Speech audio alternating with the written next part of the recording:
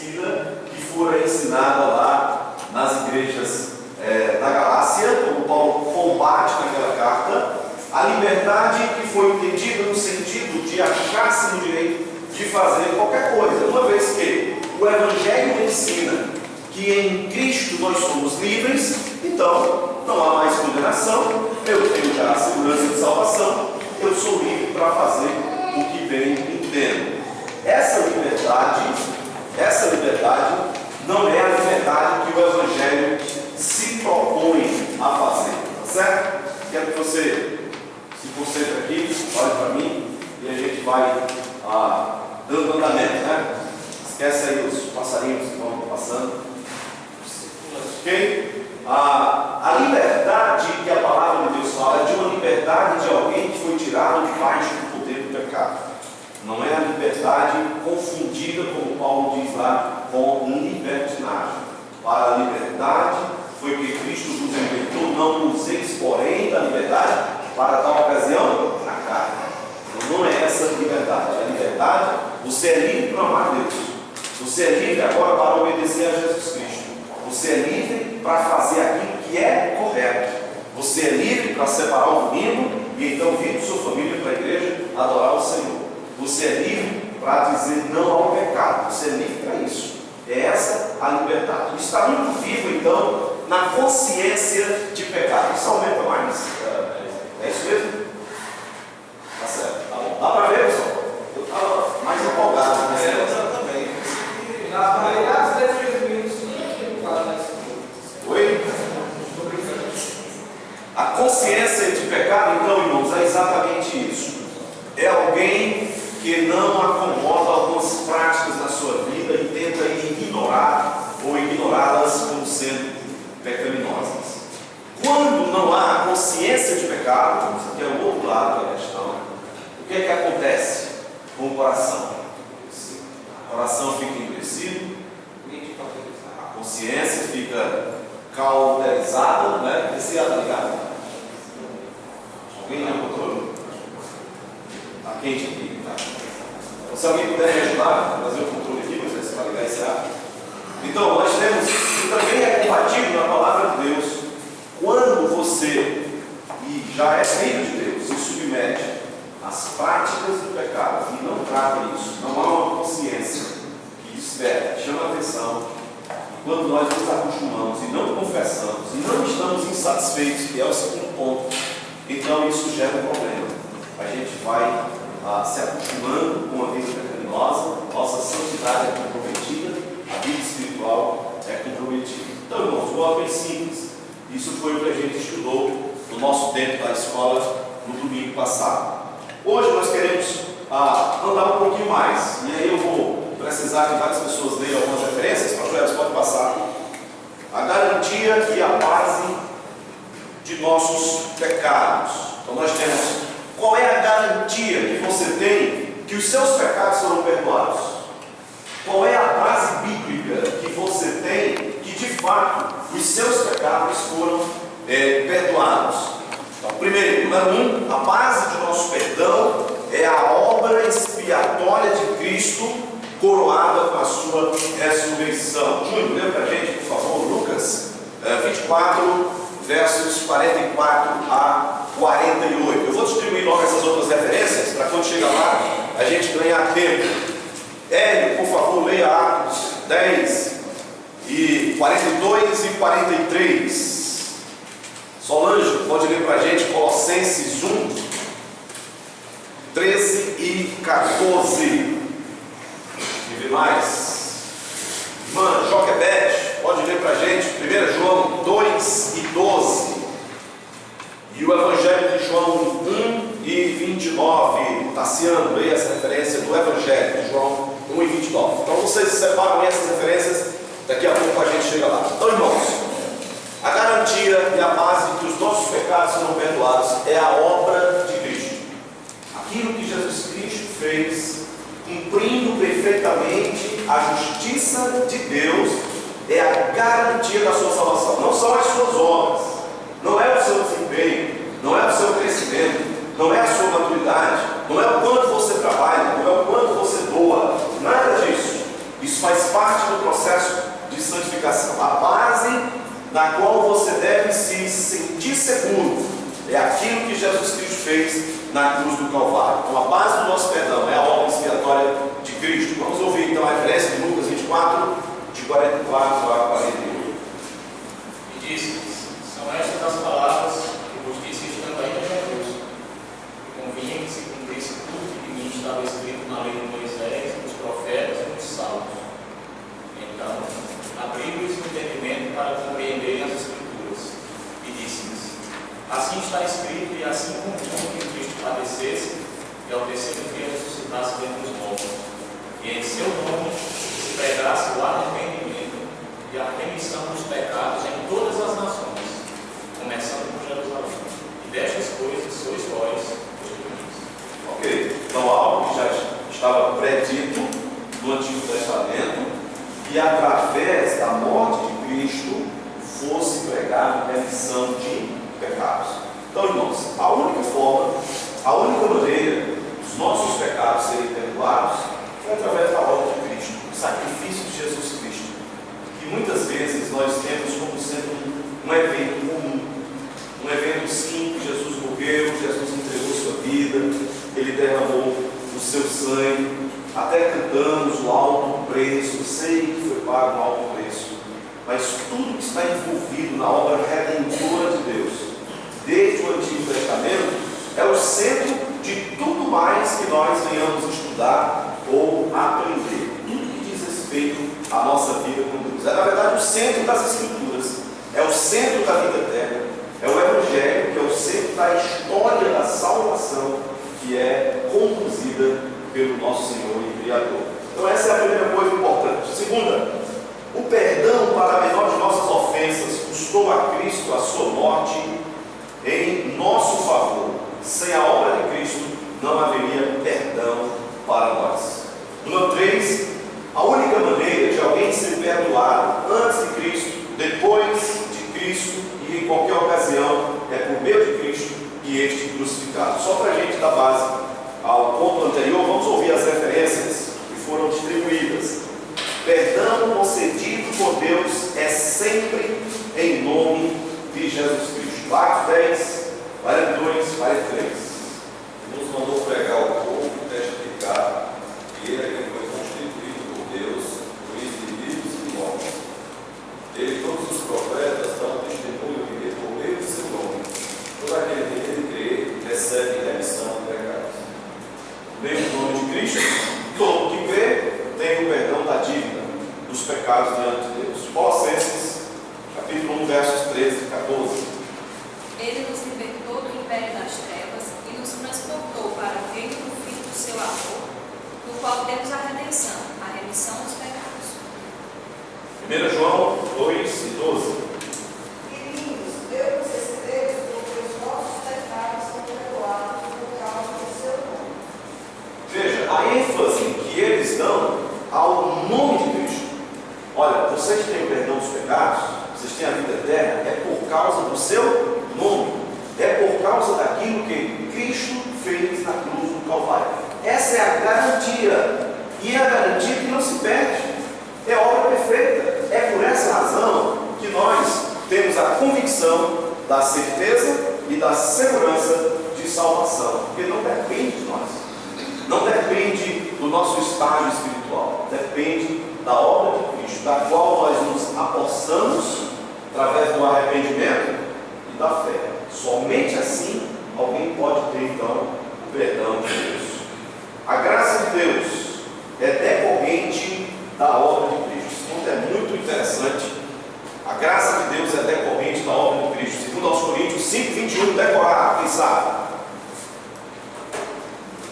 Segundo aos Coríntios 5, 21, aquele que não conheceu o pecado, Deus fez pecado por nós, para que nele fôssemos feitos justiça de Deus. Veja algo importante em apenas um trecho, né? Isso chama-se imputação.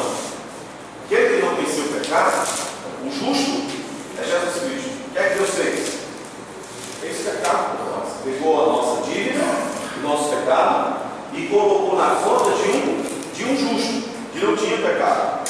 Pegou a justiça de Jesus Cristo e colocou na conta dos pecadores, dos injustos. Houve uma troca. A Bíblia chama isso, melhor, os teólogos chamam isso de imputação.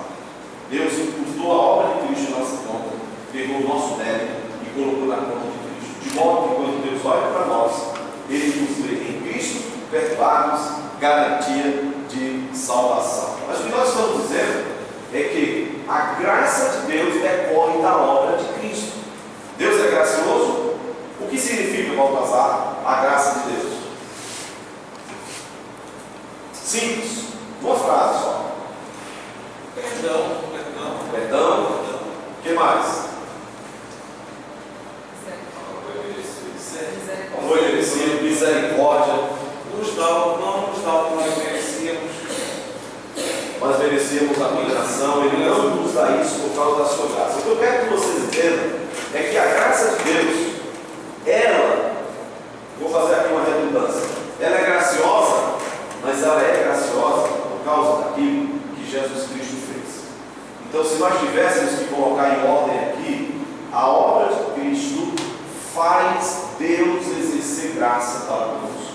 Entende? Por essa razão, não é simplesmente que Deus é gracioso.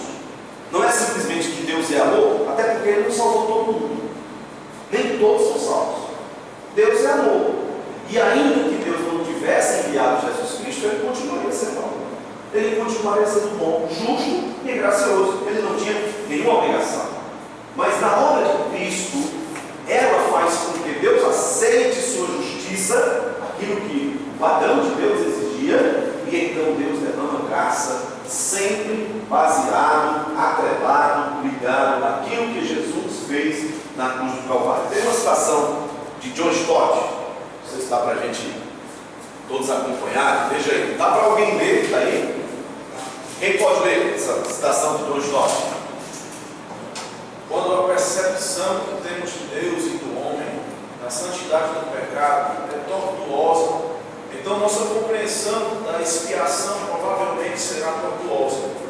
Quando tivermos um vislumbre da deslumbrante glória da santidade divina e formos convencidos de nossos pecados pelo Espírito Santo e reconhecermos o que somos, a saber, pecadores que merecem ir para o inferno, então, e somente então a necessidade da cruz ficará tão óbvia que nos espantaremos de jamais tê-la visto antes.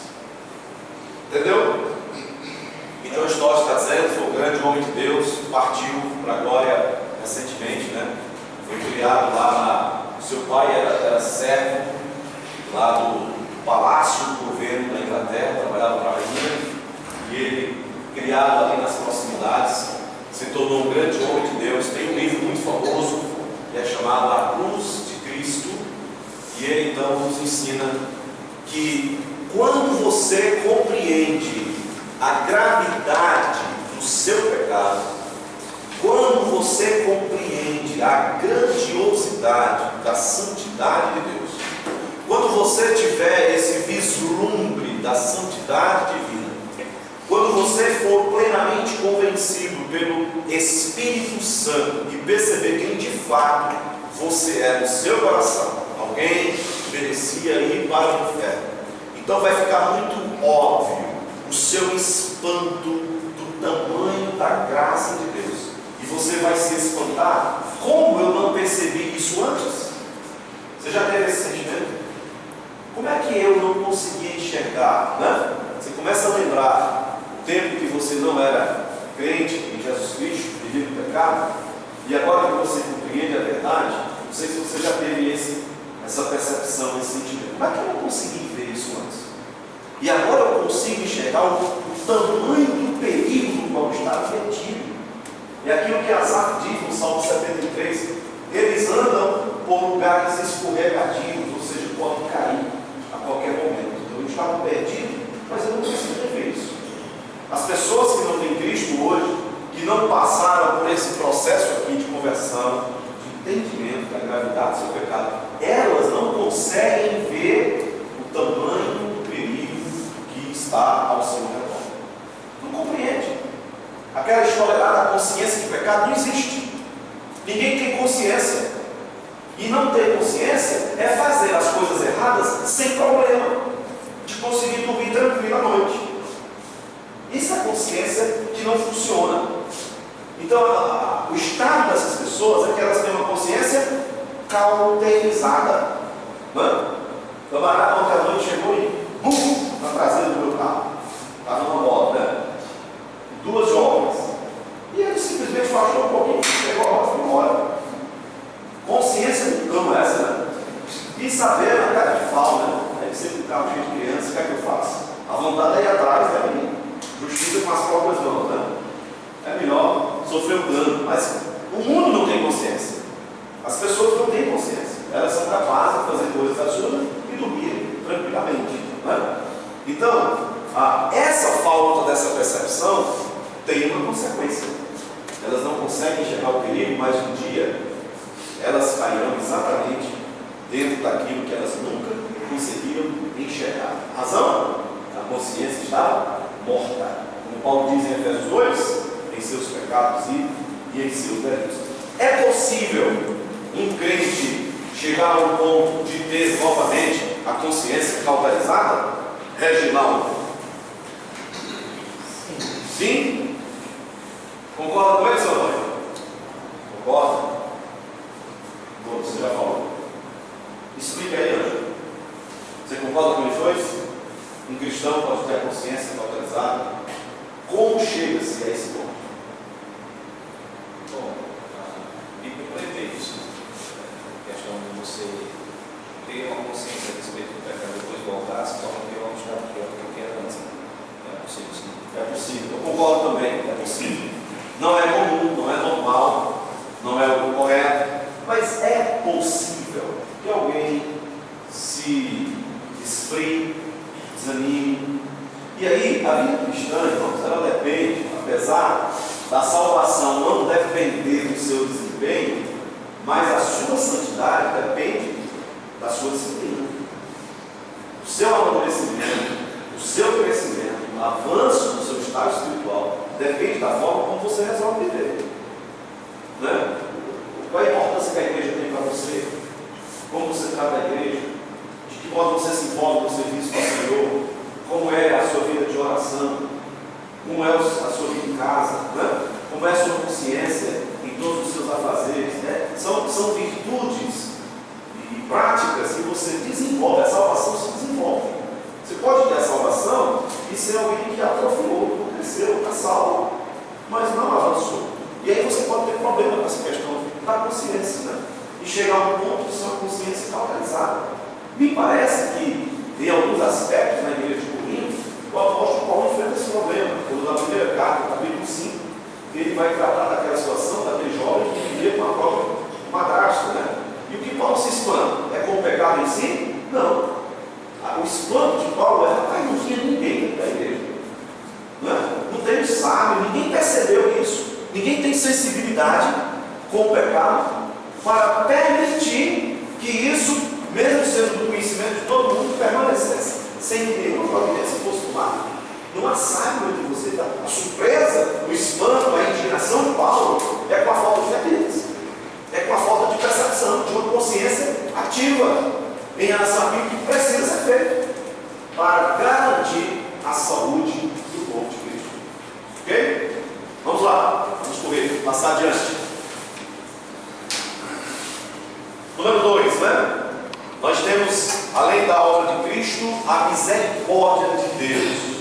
Então, a garantia, irmãos, que você tem a salvação não é somente a obra de Cristo, também a misericórdia de Deus. Outra pessoa que poderia ler, nós temos aqui 5 pontos, que vocês estão vendo todos aí. Mas alguém que pode ler o número 1? O arrependimento não é o gerador do perdão. Deus não é obrigado a nos perdoar. O arrependimento é a condição essencial ao perdão, mas isso não é obrigatório. Ok, daí é mais fácil, né? Irmãos, o que nós estamos dizendo é que o arrependimento, ele não gera perdão. Ele não é a causa do perdão. Deus é misericordioso? Sim. Mas Ele não é obrigado a nos perdoar simplesmente simplesmente por causa da sua misericórdia. O arrependimento é condição essencial ao perdão, mas isso não torna o perdão obrigatório. Entende? Número 2, vamos correr aí para a gente compreender melhor. Deus é soberano na concessão da sua misericórdia perdoadora.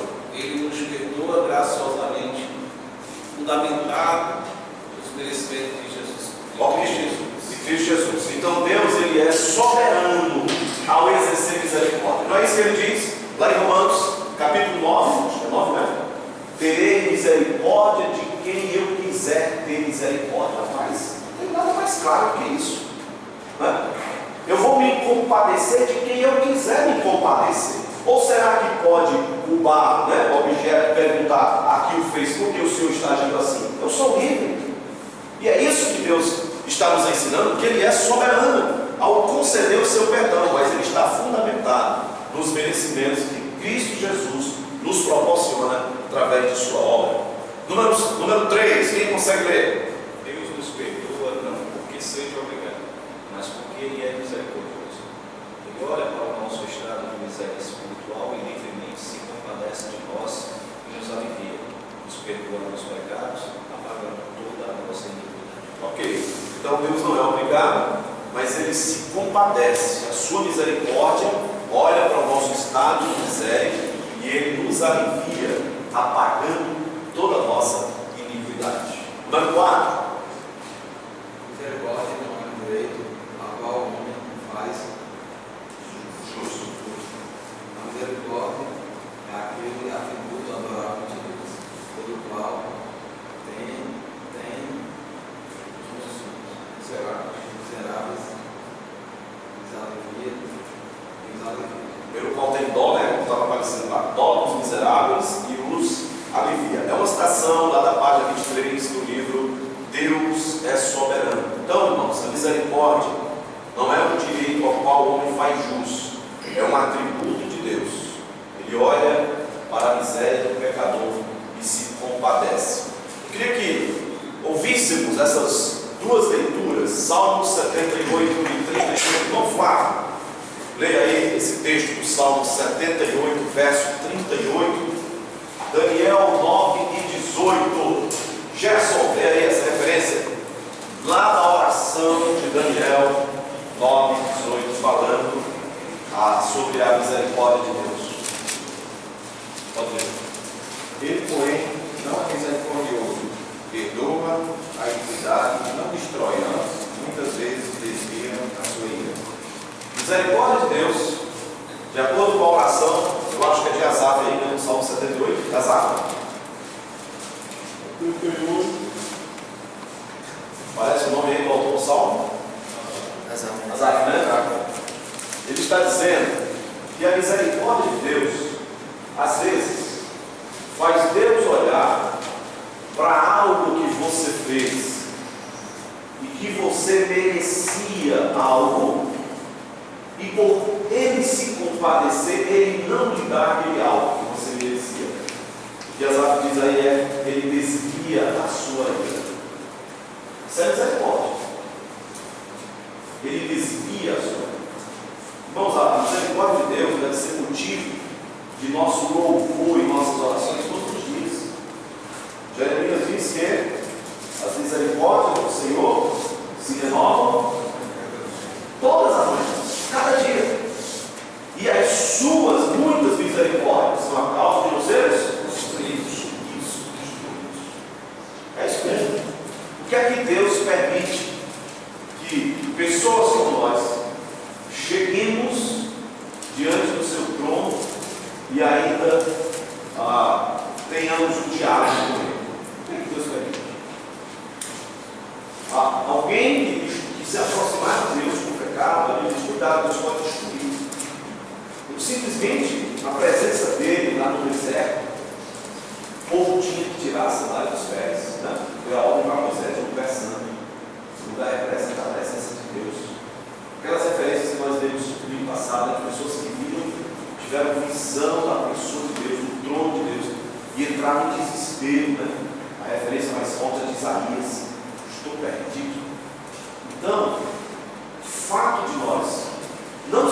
destruídos, apesar de ser quem nós somos?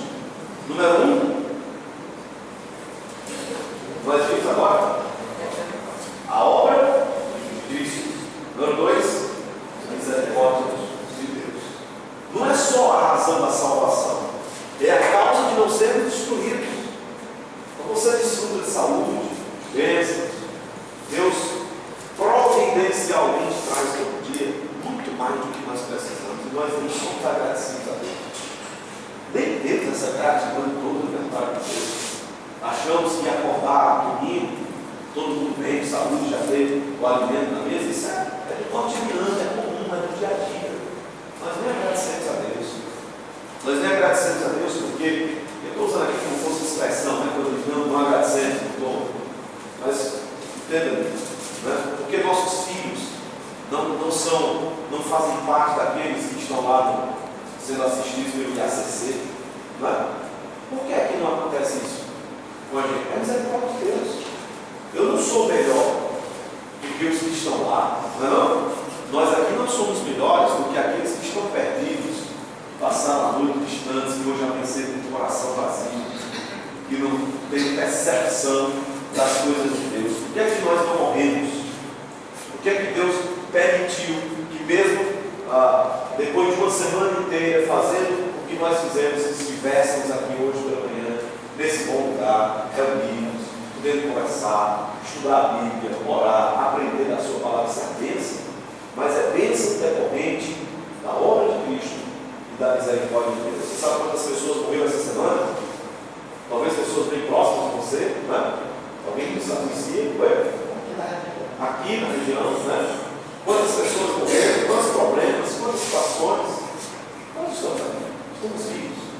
E o que a Jeremias diz? Agradeça por causa das muitas misericórdias de Deus. Essa é a razão, né? Misericórdia de Deus. Daniel 9 e 18. Inclina aos meus ouvidos e ouve, abre os olhos e olha para a nossa desolação e para a cidade que é chamada pelo teu nome, porque não lançamos as nossas súplicas perante a face, confiados em nossas justiças, mas em tuas muitas misericórdias. A oração de Daniel, um homem temente a Deus, né? Desde a sua juventude, e ele agora faz uma oração sacerdotal, uma oração de intercessão pelo seu povo, né? Ele usa o amor que Deus tem pela cidade de Jerusalém, para que Deus não destrua aquele povo. Ele usa o amor que Deus tem pelo seu próprio nome, para que Deus não destrua aquele povo. Ele diz: olha, Senhor, não é confiante nas nossas obras, mas nas tuas muitas misericórdias. Então ele tenta comover o coração de Deus através da oração. Senhor, compadece-te de nós. Olha para nós, Senhor, mas ignora as obras das nossas mãos. E olha para as tuas muitas misericórdias. Olha para o teu próprio coração. Se compadeça de nós. A oração tem que ser assim, né? Tem que invocar as misericórdias de Deus. Vamos lá, número 3. A outra razão, o amor que Deus tem pelo seu próprio nome. Irmãos, isso é algo interessante. Talvez a gente não estuda tanto isso. Uma outra razão, outra causa, é o amor que Deus tem pelo nome dele, pela glória dele. Isso fica muito vivo, muito claro para nós no livro de Malaquias. Se você não estudou ainda, não leu aquele livro, depois você dá uma olhada lá. O livro de Malaquias, e a indignação de Deus é: o meu grande nome está sendo profanado pelos sacerdotes, pelos juízes, pelas autoridades, nos relacionamentos. Vocês são infiéis nos dízimos e dessa forma vocês estão profanando o meu grande nome, que é soberano sobre toda a terra. Então vamos lá. Número 1, quem pode ler? Quem consegue, né? Pergunta aqui é quem consegue ler. Sabendo que o perdão de Deus é merecido, Davi não ousava pedir perdão a Deus, fundamentado em outra coisa, que não fosse o próprio nome de Deus. Por causa do teu nome, Senhor, perdoa a minha iniquidade, que é grande. Veja, Davi, no Salmo 25, em sua oração, ele usa agora o nome de Deus. Senhor, perdoa a minha grande iniquidade por amor do teu nome. Então, o nome de Deus é invocado no pedido de perdão. Número 2. Azar, assiste-nos, ó Deus, o Salvador nosso, pela glória do teu nome. Livra-nos, perdoa-nos os pecados, por amor do teu nome. Parece aqui é frágil o termo, que Deus tem um grande zelo pelo seu nome. Não é? Grande zelo. Deus zela pelo seu nome, pela sua fama, pela sua reputação. Vocês lembram quando Deus ameaça destruir o povo no deserto por causa da ingratidão? Como era que Moisés orava? Senhor, faça isso.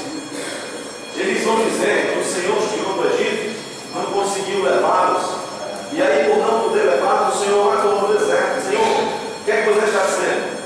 Ele não está argumentando com base na sua capacidade, ele está dizendo: Senhor, olha para o teu nome, tua reputação, a tua fama, os teus poderosos feitos, aquilo que o Senhor fez, precisa ser reconhecido. O que é que eles vão dizer do Senhor se o Senhor fizer isso, né?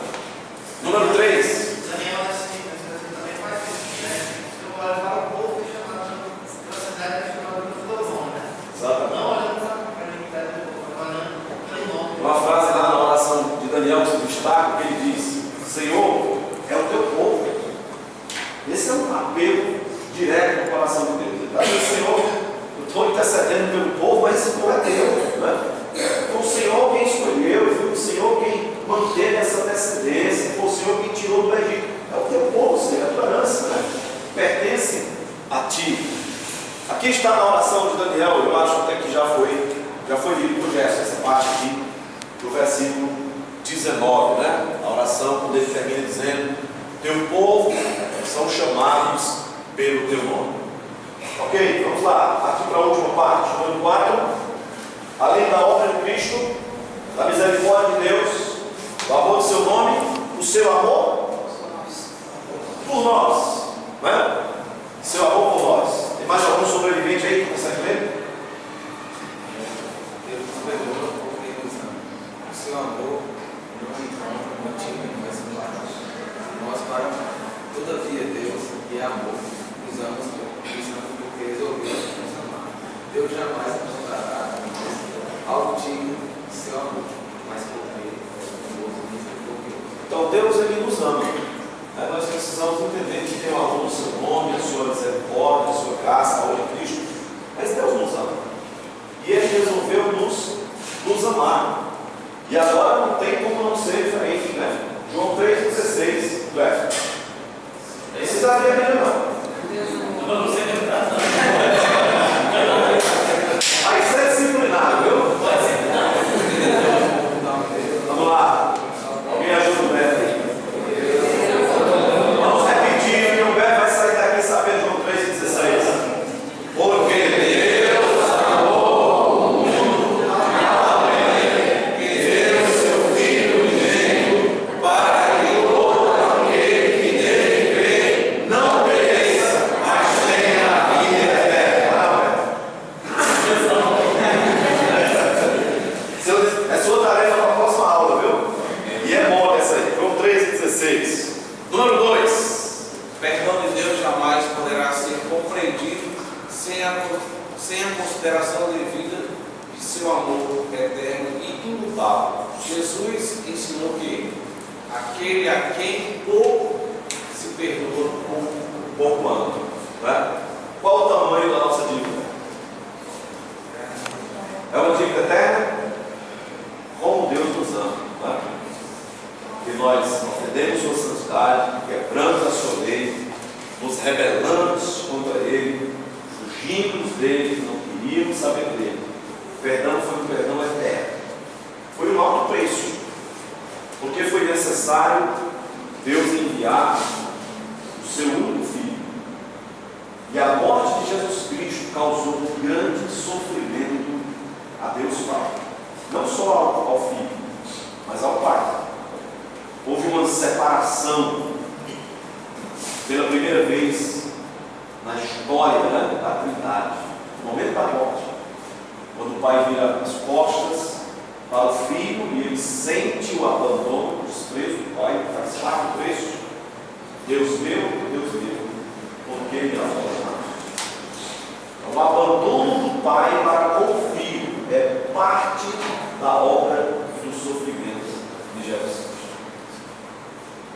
Essa pergunta vai ficar para a próxima, mas essa separação de Deus aí de Jesus significa a segunda morte? A segunda morte? Encerra a segunda morte. A segunda morte é justamente isso, a separação de Deus. Exatamente. Bom, entenderam a pergunta de volta lá? Não. Está perguntando, se eu perguntar errado, você reformula. Se Jesus Cristo, de certa forma, estava provando o inferno nisso, naquele momento em que Deus virou as costas. É exatamente isso. Não tem como provar inferno, Mas é isso mesmo. Não tem como amenizar. Jesus, o que é inferno? A ausência de Deus. Deus não está lá. Então, o céu é onde Deus está. Né? Os puritanos diziam: o céu não será céu para mim se Cristo não estiver lá. Então, o céu para mim é Cristo. Não importa se as ruas são de ouro, se há um rio. Para mim, o céu é Cristo. A presença de Cristo é que faz do céu seu céu. A ausência de Deus faz do inferno seu inferno. Então, isso aí é abandono. Naquele momento, esse abandono que Jesus fala é que pela primeira vez ele agora não está tendo mais comunhão com o Pai. E por que ele não está tendo mais comunhão com o Pai? Porque naquele momento Jesus Cristo está recebendo em sua conta o pecado do mundo inteiro. Naquele momento. Não é só os que foram salvos, porque o sacrifício de Cristo é suficiente para salvar todos. Sim ou não? Sim. É eficiente? É eficaz, sim, mas não foi a coisa do Salvador. Sim, mas eficiente e eficaz é a mesma coisa. Eficiente e eficaz para salvar os que creem.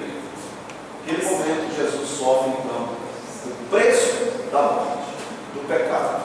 E aí, irmãos, o que é que faz separação entre nós e Deus, segundo Isaías 59?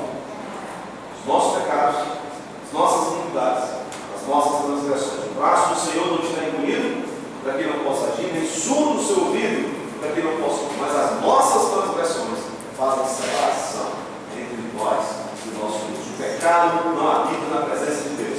Se naquele momento Jesus estava recebendo o pecado do mundo inteiro, Deus não poderia ter comunhão com o seu próprio filho. Por isso ele vira as costas. E Abacuque diz que tu és tão puro de olhos e não pode sequer contemplar o mal. Entende? Então não subsiste na presença de Deus o pecado. Por isso que aquilo que Jesus provou foi a segunda morte, foi o inferno.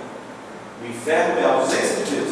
Jesus provou a ausência de Deus para pagar o preço para nos salvar. Por isso que aquela última frase, a quem muito se ama, e muito se perdoa, muito se ama. Então, o preço do nosso perdão, ele mostra o quão grande é o amor de Deus por nós. Compreende? Então vá para casa, agradeça a Deus pela sua misericórdia, pela sua obra em suas vidas. E como bastante guarda, volta a Deus.